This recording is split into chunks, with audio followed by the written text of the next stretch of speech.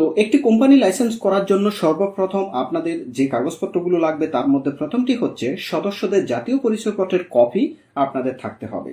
অর্থাৎ যারা যারা কোম্পানির সদস্য থাকবে বা যারা যারা কোম্পানির শেয়ার হোল্ডার থাকবে তাদের প্রত্যেকেরই জাতীয় পরিচয়পত্রের কপি থাকতে হবে। এক্ষেত্রে আপনাদের যদি জাতীয় পরিচয়পত্রের কপি না থাকে সেক্ষেত্রে আপনাদের পাসপোর্টের কপিটি দিয়েও এই কার্যক্রম পরিচালনা করা যাবে। এরপরে আপনাদের থাকতে হবে প্রত্যেক সদস্যের টিন সার্টিফিকেটের কপি। টিন হচ্ছে ট্যাক্স আইডেন্টিফিকেশন নাম্বার, যেটি আপনারা এনবিআর এর ওয়েবসাইট থেকে করে নিতে পারেন। আপনাদের কোনো সদস্যের যদি টিন সার্টিফিকেট না থাকে তাহলে কিভাবে আপনারা খুব সহজে একটি টিন সার্টিফিকেট করে নিতে পারবেন এই বিষয় নিয়ে আমার ভিডিও আছে, আপনারা চাইলে ভিডিওটি দেখে নিতে পারেন। তো প্রত্যেক সদস্যেরই কিন্তু টিন সার্টিফিকেট থাকতে হবে। অনেকেই আমাদের কাছে জানতে চায় যে কোম্পানিতে যদি 5 জন সদস্য থাকে তাহলে 5 জনেরই কি টিন সার্টিফিকেট লাগবে কিনা। হ্যাঁ, প্রত্যেকেরই কিন্তু টিন সার্টিফিকেট লাগবে। তো এরপরে আপনাদের প্রত্যেক সদস্যেরই পিতার নাম, মাতার নাম, ঠিকানা এগুলো ইংরেজিতে লিখে দিতে হবে। একই সাথে আপনাদের প্রত্যেক সদস্যের মোবাইল নাম্বার, ইমেল অ্যাড্রেস দিতে হবে। এক্ষেত্রে প্রত্যেক সদস্যের যদি ইমেল অ্যাড্রেস না থাকে সেক্ষেত্রে যে কোনো একজন সদস্যের ইমেল অ্যাড্রেস দিয়ে কিন্তু বাকিদের ইমেল অ্যাড্রেসে কভার করা যাবে। অথবা আপনারা আপনাদের কোম্পানির নামে একটি ইমেল অ্যাড্রেস খুলেও কিন্তু প্রত্যেক সদস্যের ইমেল অ্যাড্রেস হিসেবে ব্যবহার করতে পারেন। একই সাথে প্রত্যেক সদস্যের সিগনেচার দিতে হবে। সিগনেচারটি আপনারা মেমোরেন্ডামের প্রস্তুতের সময় যে সাবস্ক্রাইব ফর্ম আছে সেই ফর্মটি প্রস্তুত করার পরে সেখানে আপনার সিগনেচার দিতে পারেন, অথবা আপনারা চাইলে একটি কাগজে নিজের নাম, মোবাইল নাম্বার এবং সিগনেচার দিয়েও সেই কপিটিও দিতে পারেন। এরপরে যে কপিটি আপনাদের যে তথ্য দিতে হবে সেটি হচ্ছে কোম্পানির অফিস অ্যাড্রেসের ঠিকানা দিতে হবে। আপনারা জানেন কোম্পানি করার জন্য কিন্তু একটি অফিস অ্যাড্রেস দিতে হবে এবং ওই ঠিকানাটি কোম্পানির অফিস অ্যাড্রেস কোম্পানির জন্য প্রয়োজন হয়ে থাকবে। তো এই কোম্পানির অফিস অ্যাড্রেস নিয়ে আপনাদের কিন্তু অনেকের প্রশ্ন থাকে যে কোম্পানিতে তো একটি অফিস অ্যাড্রেস দেওয়া হচ্ছে, তো ওই অ্যাড্রেসের বাহিরে অন্য কোথাও কি অফিস দেওয়া যাবে কিনা। এক্ষেত্রে আপনাদের বলে নেই, একটি কোম্পানি সারা বাংলাদেশে তার অফিস করতে পারবে। তো এক্ষেত্রে চিন্তার কিছু নেই, আপনি কোম্পানিতে যে অ্যাড্রেসটি দিচ্ছেন এর বাহিরেও আপনি চাইলে একাধিক অফিস করতে পারবেন, কোনো সমস্যা নেই। আপনি মনে করেন আপনার একটি অফিস, আপনার ফ্যাক্টরি হচ্ছে মনে করুন ঢাকাতে, এখন আপনি চাচ্ছেন যে আপনার আরেকটি কারখানা গাজীপুরে করবেন, তাহলে গাজীপুর থেকেও আপনি একটি ট্রেড লাইসেন্স করতে পারবেন। সুতরাং আপনি যেখানে খুশি, বাংলাদেশের যেখানে খুশি সেখান থেকে আপনি একটি কোম্পানির নামে বিভিন্ন অফিস কিন্তু খুলতে পারবেন। তারপরে যেটি লাগবে, কোম্পানি কি কি কার্যক্রম করবে, অর্থাৎ কি কি কার্যক্রম করবে তার তালিকা দিতে হবে। এক্ষেত্রে অনেকে জানতে চাই যে সর্বোচ্চ কয়টি অ্যাক্টিভিটিস বা কাজের তালিকা দেওয়া যায়। এক্ষেত্রে আপনারা মোটামুটি 40 থেকে 50টি পর্যন্তও দিতে পারবেন।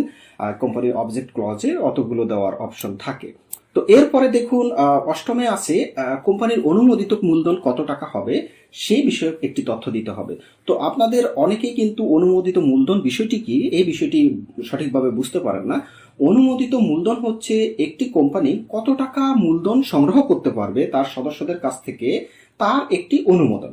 অর্থাৎ মনে করুন আপনারা যখন একটি কারখানা করতে পরিকল্পনা করতেছেন তখন তো চিন্তা করতেছেন যে আমার এই কারখানাটি করতে হয়তোবা 1 কোটি টাকা লাগতে পারে। তাহলে আপনারা কোম্পানির যখন নিবন্ধন করবেন তখন সরকারের কাছ থেকে অনুমোদিত মূলধন হিসাবে 1 কোটি টাকার পারমিশন নেবেন। তাহলে 1 কোটি টাকা আসলে কি?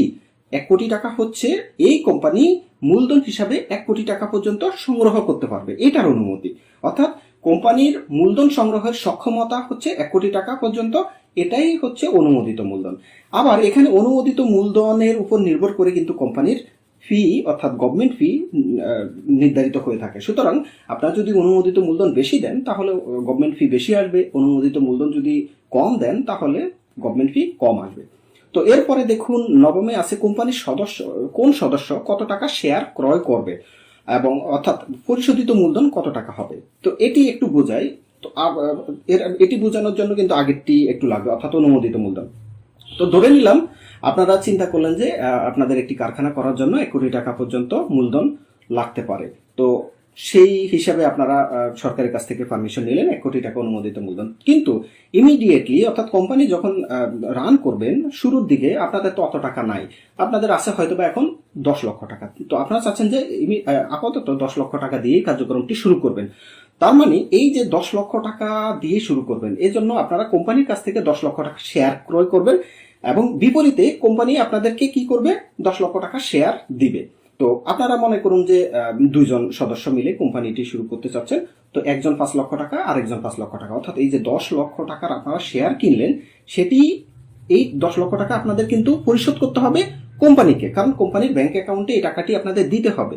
কেননা আপনারা কোম্পানির কাছ থেকে কিন্তু শেয়ার কিনতেছেন এবং এই টাকাটি পাচ্ছে কে? কোম্পানি। তো এই দুটোই হচ্ছে অনুমোদিত এবং পরিশোধিত। অনুমোদিত হচ্ছে সরকার কোম্পানিকে পারমিশন দিল তুমি কোম্পানি 1 কোটি টাকা পর্যন্ত শেয়ার বিক্রি করতে পারবা। আর ইমিডিয়েটলি আপনারা কি করলেন? আপনি 10 লাখ টাকা শেয়ার কিনলেন, আরেকজন মনে করুন যে 10 লাখ টাকা শেয়ার কিনলেন, এই যে 5 লক্ষ, এই যে 10 লক্ষ টাকা শেয়ার কিনলেন এবং এই শেয়ার কেনার বাবদ আপনারা কোম্পানিকে 10 লক্ষ টাকা পরিশোধ করলেন, এটাই হচ্ছে পরিশোধিত মূলধন। তো এই তথ্যগুলো আপনাদের লাগবে কোম্পানি করার জন্য। এরপরে যেটি আপনাদের জানতে হবে সেটি হচ্ছে কোম্পানির কোন সদস্য কোন পদে থাকবে। অর্থাৎ একটি কোম্পানি কিন্তু 2 থেকে 50 জন সদস্য নিয়েও কিন্তু আপনারা গঠন করতে পারেন। তো 50 জন তো আর গুরুত্বপূর্ণ পদে থাকতে পারবে না, এখানে হয়তো বা 2-3 জনই এটা পরিচালনা পর্ষদে থাকবে, পরিচালনা করবে। তো কে কোন পদে থাকবে এখানে বলে নেই। কোম্পানির সবচাইতে গুরুত্বপূর্ণ পদ আছে ম্যানেজিং ডিরেক্টর, সেই পদে থাকতে পারে। এটি অবশ্যই বাধ্যতামূলক, একটি কোম্পানির এমডি ছাড়া কোম্পানি কোনোভাবেই গঠন করা যাবে না। আর এরপরে আছে চেয়ারম্যান আপনারা চাইলে রাখতে পারেন, না রাখলেও কোনো সমস্যা হবে না। তাছাড়া ফিনান্স ডিরেক্টর আছে, তারপরে এক্সিকিউটিভ ডিরেক্টর আছে, ডিরেক্টর আছে, মার্কেটিং ডিরেক্টর আছে, আরো অনেক পদ আছে। আর যদি কেউ কোনো পদে না থাকতে চায় সে ডাইরেক্ট শেয়ার হোল্ডার থাকতে পারবে। তো এই তথ্যগুলো আপনাদের দিতে হবে কে কোন পদে থাকবে।